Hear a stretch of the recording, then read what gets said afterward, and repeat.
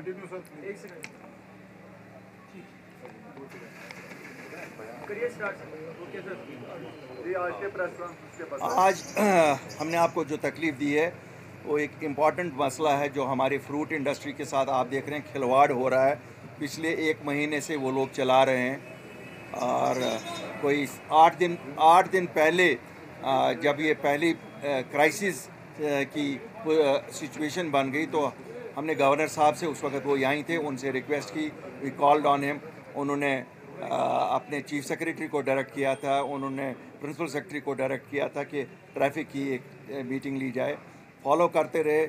उस दिन ट्रैफिक वालों की एक मीटिंग ली गई, डिविजनल कमिश्नर भी रहा। उसमें एक बड़ा अच्छा फैसला लिया गया था कि जो ये फ्रूट ट्रक्स की मूवमेंट है इसको रेगुलेट करेंगे, इसको रेगुलेट करेंगे एक कमेटी के ज़रिए से, जिसमें फ्रूट ग्रोवर्स भी होंगे, हॉर्टिकल्चर डिपार्टमेंट के अफसरान भी होंगे, और वो जाए मौका जहां सबसे ज़्यादा परेशानी हो रही है, काजीगुंड, जहां इनको खड़ा किया जाता है। बदकिस्मती से ग्राउंड में कुछ नहीं उसमें हुआ। द रिज़ल्ट वॉज 4-5 हज़ार के करीब ट्रकें जमा हो गई। मुझे लगा कि हम लोग सारे एक सियासी पार्टी पॉलिटिकल बयान तो दे रही है, लेकिन असर किसी का सरकार टस से मस नहीं हो रही थी। हमारी 80% आबादी इस पे डिपेंडेंट है, और इस साल फ्रूट माशाल्लाह अल्लाह के फजल से अच्छा भी था, और प्रोडक्शन कुछ एरियाज़ में अच्छी थी। तो हमने कहा कि नहीं, बेहतर है कि इसको थोड़ा सा वाज़ेह आपके ज़रिए से भी किया जाए, ताकि you are most important pillar of this whole process. लोगों को अगर कोई सुविधा मिल सकती है आपके ज़रिए से भी वो कोशिश करें।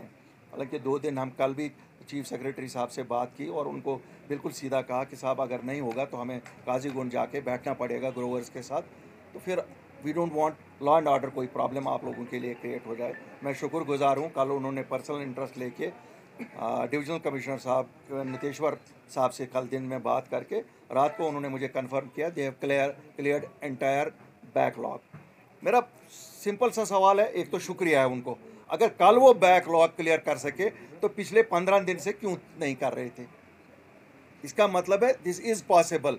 If they mean they can clear the backlog, they can give preference to movement of trucks. हमारी गुजारिश है हाथ जोड़ के एडमिनिस्ट्रेशन को कि जम्मू कश्मीर के लोग बहुत मुसीबत में इस वक्त पिटे हुए हैं।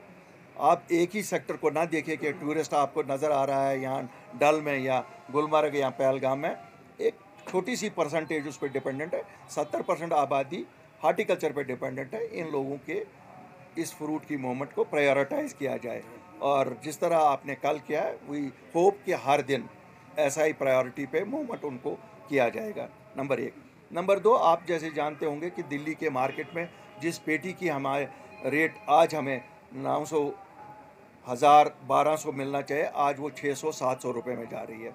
अब कहा जाता है जी जनाब एक ही दिन ये ट्रकें बेचते हैं, ये बेचते हैं।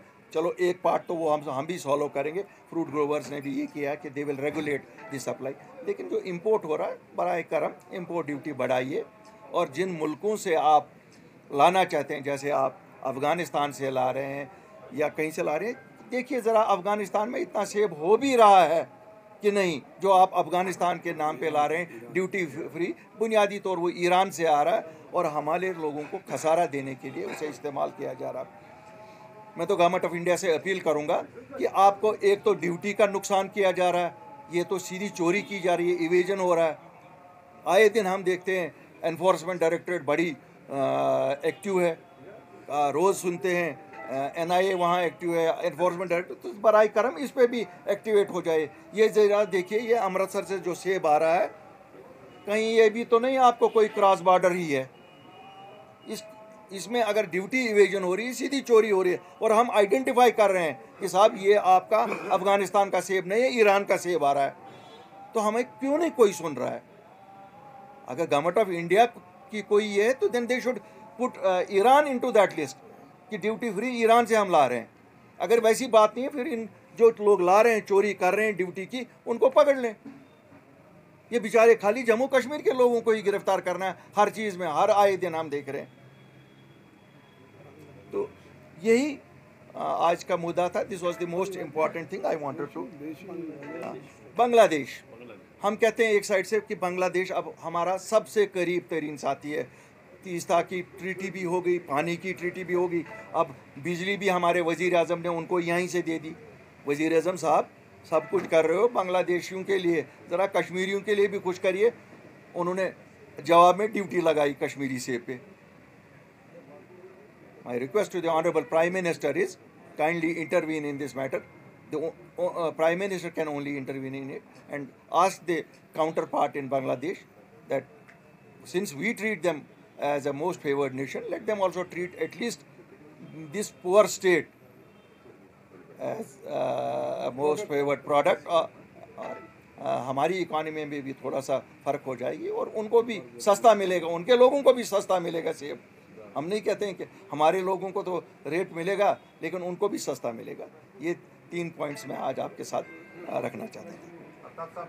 योर क्वेश्चन शुरू हो रहा है और अपनी पार्टी क्या कुछ डिमांड रखती है, क्योंकि जिस वक्त वुमेन्स फेस्टिवल शुरू हो रहा है सब कुछ ठीक ठाक नहीं है, इलेक्शन भी अभी नजदीक नजर नहीं आ रहे, किस तरह की डिमांड्स होंगी वुमेन्स फेस्टिवल? देखिए, मुझे मालूम नहीं है, अगर वो अवामी नुमाइंदों से मिल रहे होंगे तो ज़रूर पहली डिमांड तो यही होगी।